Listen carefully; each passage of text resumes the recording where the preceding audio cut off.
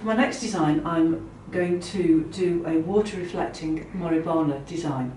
Now, Moribana was created by the first headmaster and founder of the O'Hara School, Unshin O'Hara, and it's different because the materials are arranged on a plane rather than being more sort of upright and downwards. They are at angles and at a plane. And what this uses, it uses materials which naturally grow slightly in an inclining manner, but it shows their beauty by having them reflected in the surface of the water. And I'm using this absolutely delightful crackle glaze suiban. This style of container is a suiban, in this beautiful sort of almost pale eau de Nil colour, which I think is a very natural colour and shows off the designs very beautifully.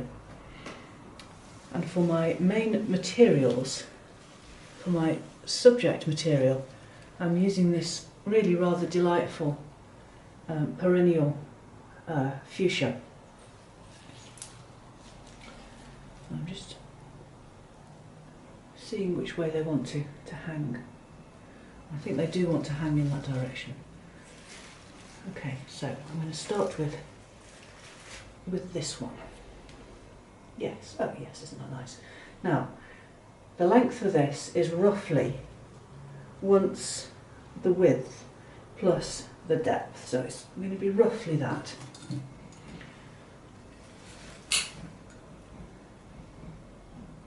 But I want to show it off going like that, so we need to trim off some of the excess so that we can see the clean line.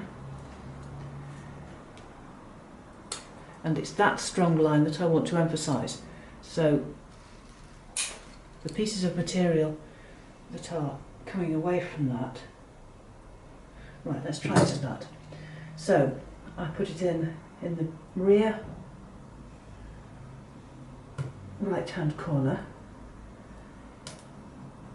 It's going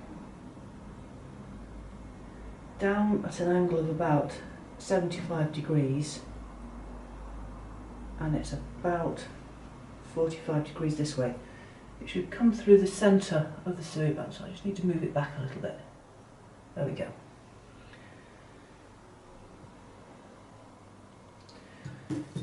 That one is detracting, so let's take that one off. Right, now I need a piece of material that is my secondary, which will reach out that way, and that needs to be roughly 2/3 the length of the subject. And again, I want to emphasise the line.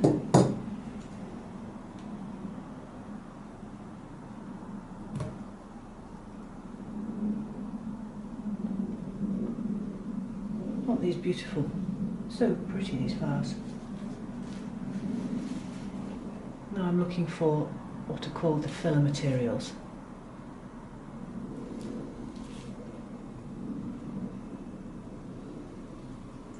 And I have a tall filler, which needs to be roughly, probably that kind of height.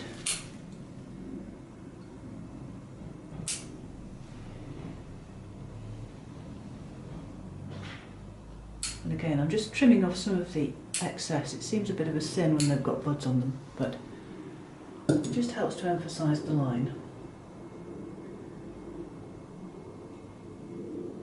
I think that is still just a little bit tall. Yes, we need to think about the rules, but we also need to think about what looks right. So, tall filler. And now we have some shorter fillers.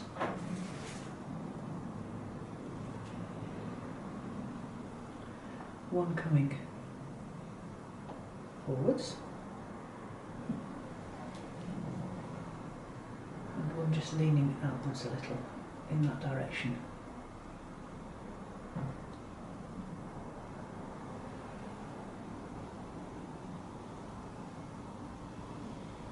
stem is a little bit narrow, it doesn't want to go in. So I'm going to see if I can make a bung to help it.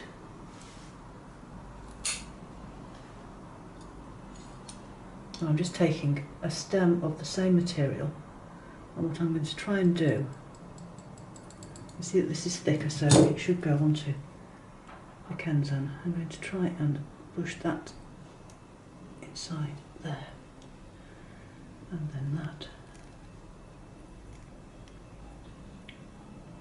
Yes, that's now gone onto the pin holder. And we have some more wildlife. We have a little red spider there. So, subject, reflected beautifully in the water. Secondary, supporting the subject. And 3 fillers. Tall filler, and then 2 other fillers.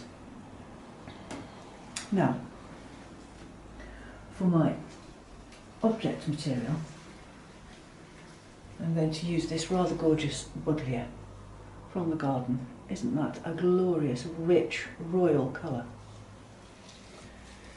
So I need to choose the boldest one, which I think is probably that one.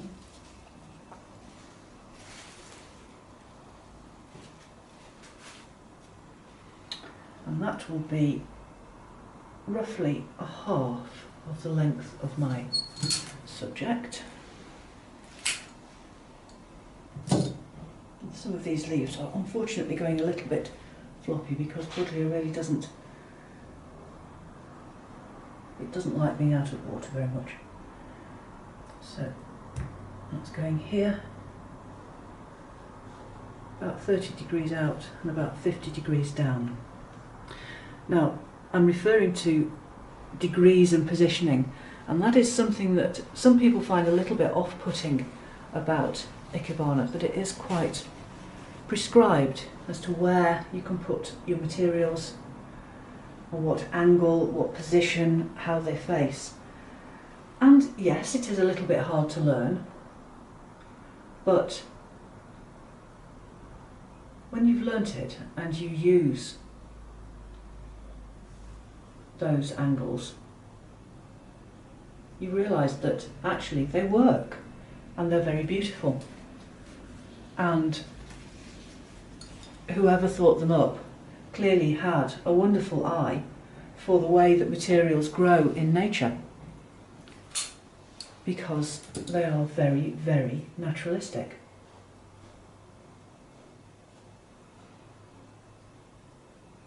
I'm just putting a third one in there just to draw the eye in. And you'll see that I've made the shape of a scalene triangle there, which is something that you tend to find as a traditional shape within Moribana.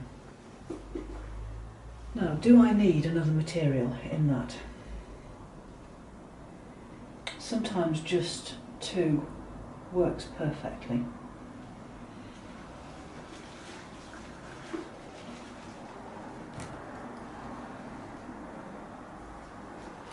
This is smoke bush from the garden, and these are the aftermath really of the flowers. These lovely little seed heads. Beautiful, feathery, light material.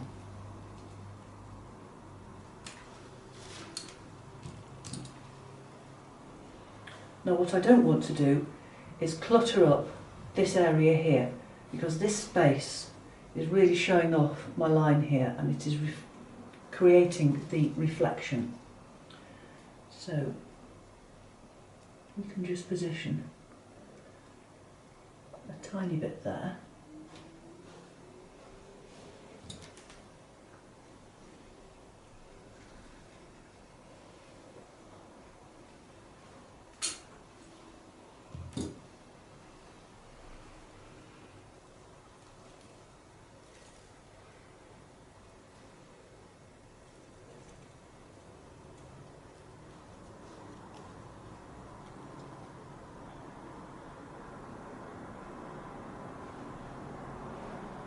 Ooh, flies like it. Yes, I think that's very pretty. Let me clear away my debris. Now you'll see that I tend to position my hasami in front of my design when I finish, and it is considered polite to allow people who are more experienced than you to be able to come along and just make some little tweaks to make your design better.